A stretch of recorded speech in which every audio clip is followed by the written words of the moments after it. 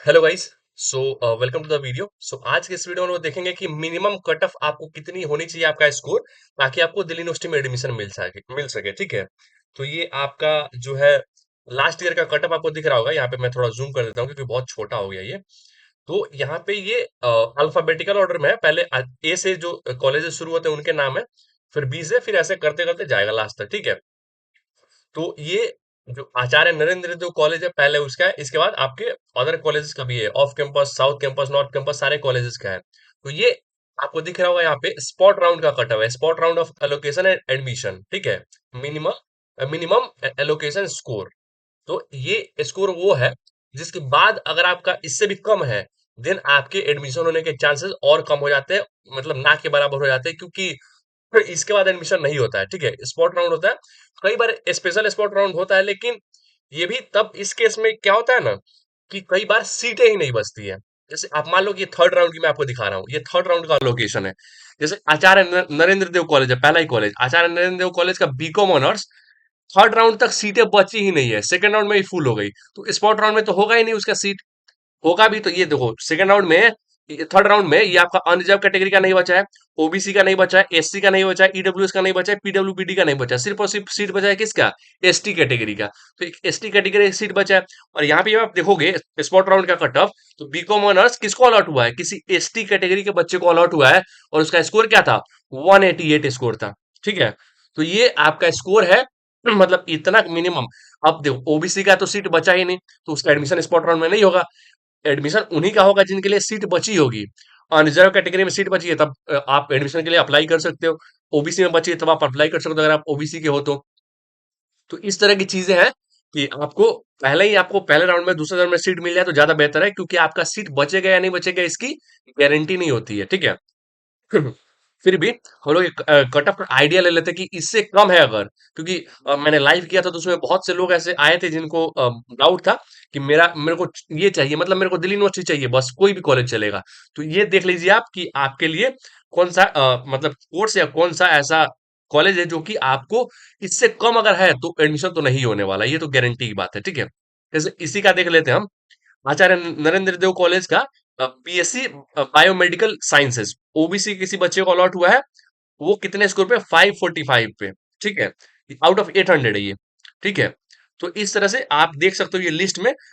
ये आपका आचार्य नरेंद्र देव का है। मैं आपको जाकिर हुसैन दिल्ली कॉलेज का दिखाता हूँ, क्योंकि वो ऑफ कैंपस का कॉलेज है, उसकी कट ऑफ लो जाती है। ठीक है। ऑफ कैंपस का कॉलेज, अब देखो बीए इकोनॉमिक्स, आई होप दिख रहा होगा आप लोगों को। BA economics, BA honours economics, कितनी कट ऑफ है? अनरिजर्व कैटेगरी में सीट बची हुई थी स्पॉट राउंड में भी 670।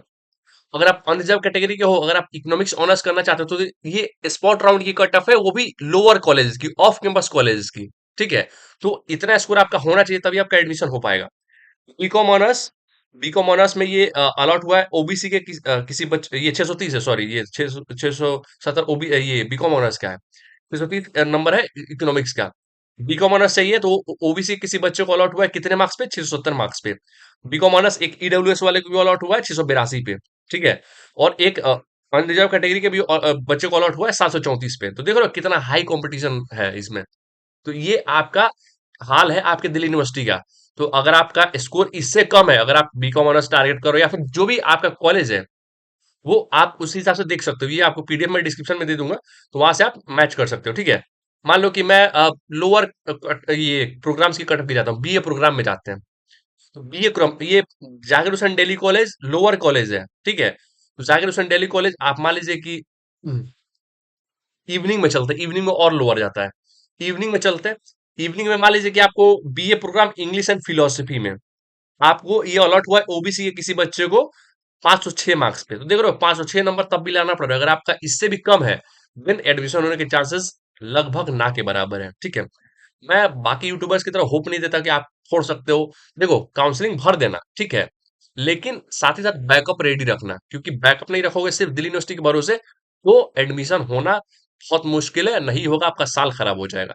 तो बैकअप रखना चाहिए। देखो 250 रुपए में कुछ जा नहीं रहे हैं। अगर आप जनरल ओबीसी हो 250, और S C S T PWD category के शायद 100 रुपए है ना? 250 में कुछ जा नहीं रहा है।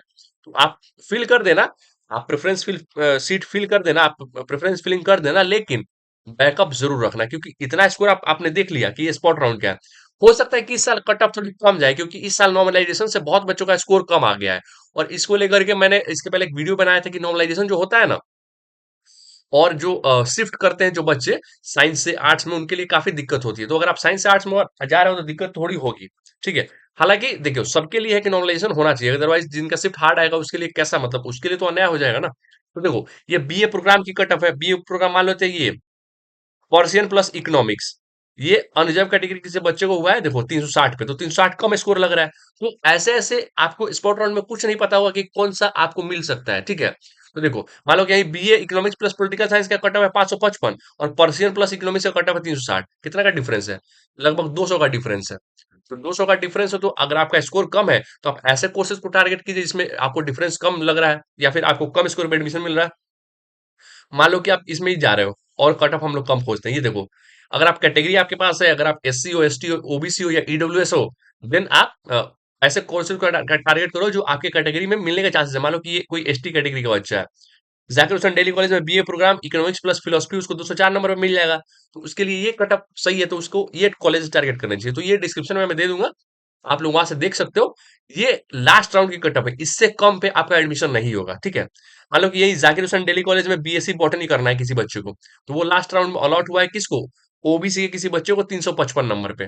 अब कोई जाकिर हुसैन दिल्ली कॉलेज में भी जाना चाहे कि लोअर कॉलेज है, बीएससी बॉटनी में कर लूंगा, लेकिन अब उसका 200 मार्क्स है या 250 मार्क्स है, तो 355 को बीट कर पाएगा? नहीं कर पाएगा। और कट ऑफ अप्रोक्सीमेटली सेम ही रहने वाली है, थोड़ी बढ़ के ही उम्मीद रखिए। हालांकि पता नहीं कि बढ़ेगा या नहीं बढ़ेगा, क्योंकि नॉर्मलाइजेशन इस बार बहुत, मतलब पता नहीं किस बेसिस पे हुई है, कैसे हुई नॉर्मलाइजेशन। हालांकि ट्रांसपेरेंसी होनी चाहिए, लेकिन हमें भरोसा करना पड़ेगा कि हाँ, जिन्होंने भी किया होगा सही किया होगा। तो उनके साथ चलते हुए देखो, ये चीज है कि नॉर्मलाइजेशन जो हुआ है ना, बहुत बच्चों के मार्क्स कमाए हैं। ठीक है। लेकिन ये भी हो सकता है कि जिनके मार्क्स कम आए हम उनकी आवाज सुन रहे हैं, जिसके मार्क्स उम्मीद के अकॉर्डिंग आया बढ़ गया है, वो तो बोलेगा नहीं, वो तो शांत बैठा हुआ है। तो पता नहीं है कि कितनों का मार्क्स कम आया और कितनों का मार्क्स ज्यादा आया है। तो ये चीजें प्रिडिक्ट करना काफी मुश्किल है। तो कट ऑफ आप उम्मीद रखिए कि जितना पिछली बार था उससे थोड़ा ज्यादा या थोड़ा कम हो सकता है, बहुत ह्यूज डिफरेंस नहीं आएगा। ठीक है। तो इतना स्कोर आप देख सकते हो कि लोअर ऑफ कैंपस के कॉलेजेस को आप टारगेट करो। मान लो कि मैं सत्यवती कॉलेज ढूंढता हूँ,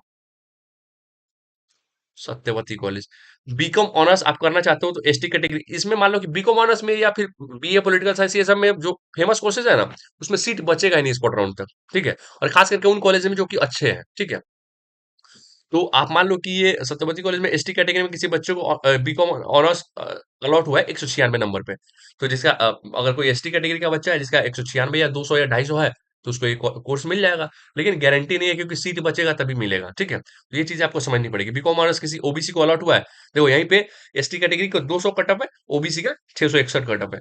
तो आप अपने अकॉर्डिंग देखिए कि आपका कट ऑफ क्या है, आपका कैटेगरी क्या है, और आपको उस हिसाब से मिलेगा या नहीं मिलेगा। ठीक है। तो डिस्क्रिप्शन में आपको मिल जाएगा ये, आपको ये शीट, आप यहाँ से सर्च करके देख सकते हो। ठीक है। तो बाकी आप लोग अपने हिसाब से मिला सकते हो, उस हिसाब से प्रेफरेंस शीट भर देना। मैं कहूंगा कि आपका स्कोर खराब भी है तब भी भर देना, क्योंकि स्पॉट राउंड में क्या होगा कोई नहीं जानता है। तो इस चीज को लेकर के आप भर देना। 250 रुपये कोई ज्यादा नहीं है, 250 रुपये आपके वेस्ट हो भी गए तो बहुत ज्यादा। 250 में आप इधर उधर कुछ, मतलब एक पिज्जा खाओगे 250 का चला जाएगा। ठीक है। तो मतलब बहुत नॉमिनल फी है, और ये आप क्या कर सकते हो, भर सकते हो। ठीक है। तो मेरा सजेशन रहेगा कि भर दो। बाकी अलॉट करना उनका काम है, और जो भी आपका स्कोर था वो आ चुका है, उसमें आप कुछ चेंज नहीं कर सकते हो। जो भी आपने एग्जाम देना था वो दे चुके हैं आप, और जो भी था अब आपके हाथ में कुछ नहीं है। ठीक है। तो आप भर देना। बाकी मेरा सजेशन रहेगा कि आप भर दो जो भी आपका टारगेट है। और प्रेफरेंस शीट में काफी ध्यान रखना, अच्छे से भरना। ऐसा नहीं हो कि आपका स्कोर अच्छा है तभी आप गलती कर रहे हो, कुछ भी भर दे रहे हो, तो आपको कुछ भी मिल जाएगा और बाद में आपका अपग्रेडेशन होगा भी नहीं। ठीक है। तो ये चीज गलती नहीं करनी है। ठीक है। तो ये बहुत बच्चों का ये डाउट था कि मिनिमम कितना स्कोर होना चाहिए ताकि हमें एक कॉलेज मिल जाए। ठीक है। तो कोर्स वाइज आपका जो स्पॉट राउंड का कट ऑफ है वो मैंने बता दिया। तो फिर मिलते हैं किसी नए वीडियो में, डिस्क्रिप्शन में आपको मिल जाएगी, वहां से आप मैच कर सकते हो। ठीक है। फिर मिलते हैं किसी नए वीडियो में। Thank you.